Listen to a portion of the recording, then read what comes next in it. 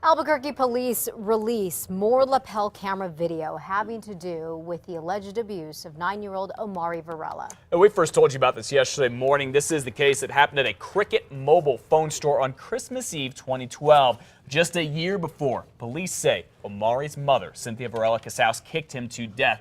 In this video, Cricket workers and customers say they saw the mom slap and push Omari, who's just 8 years old at the time. Well, two officers went to the family's apartment after that and questioned the mom.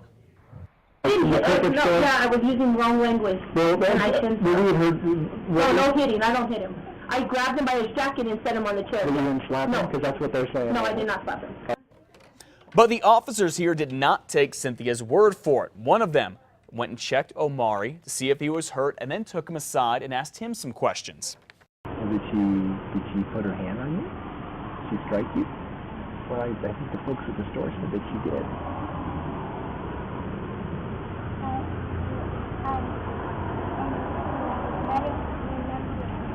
You don't remember what happened? Do you feel safe in your house?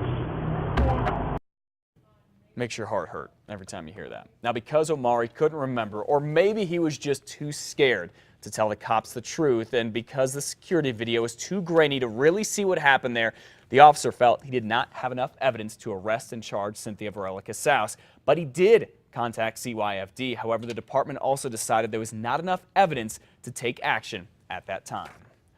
Well, to raise awareness about child abuse, balloons are going to be released in both Albuquerque and Doña Ana County at 4 this afternoon in honor of what would have been the 12th birthday of baby Brianna.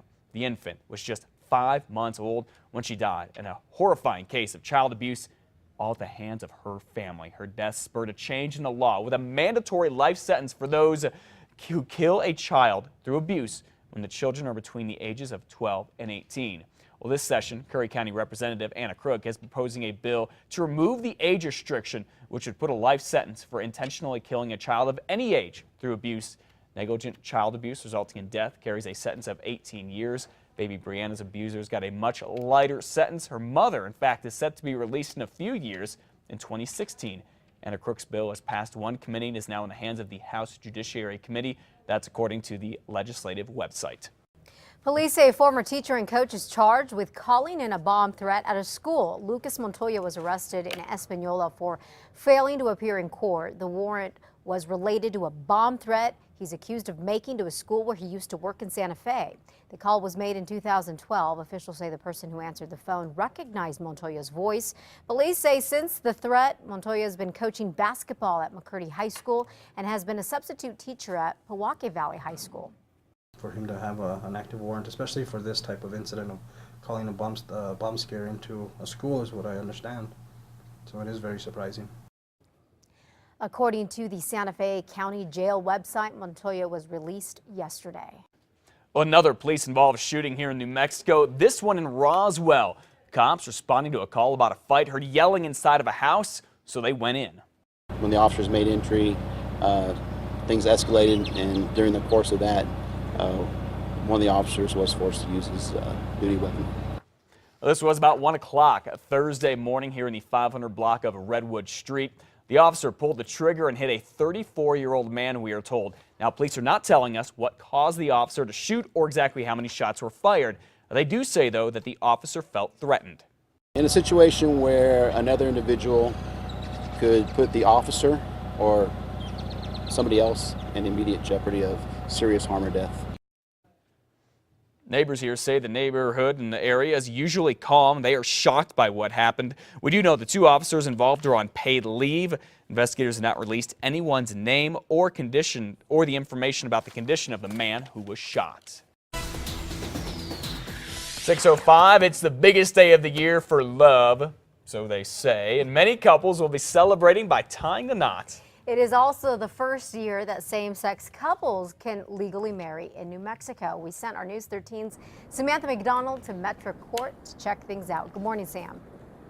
Good morning, Elizabeth. This has always been one of the busiest days for weddings, but now that same-sex marriage is legal in this state, many more couples are expected to get hitched today.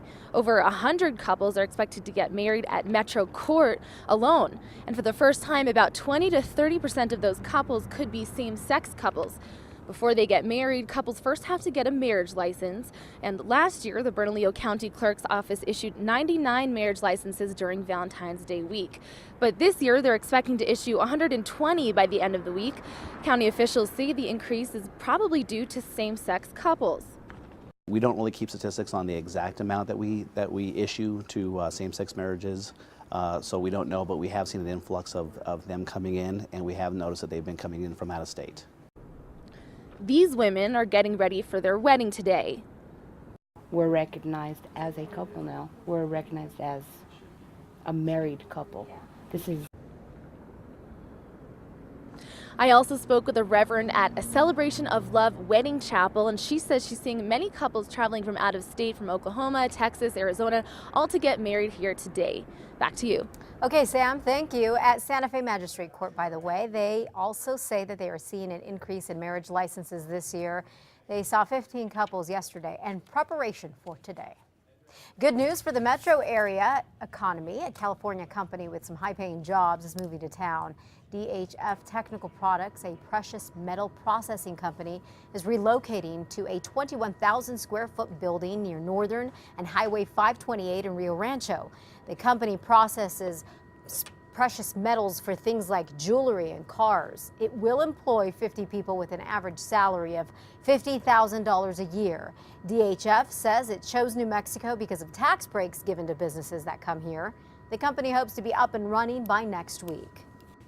A big heads up this morning. There is a coyote alert for folks on Albuquerque's far west side. Coyotes may be snatching up pets from backyards. The Ventana Ranch Neighborhood Homeowners Association sent out this alert warning folks to keep their pets safe and inside if they can, because many have been disappearing. The association believes coyotes are taking them. One woman we talked with says she saw her neighbor's cat get mauled by a coyote, so please keep an eye out, and if you can, keep your pets inside.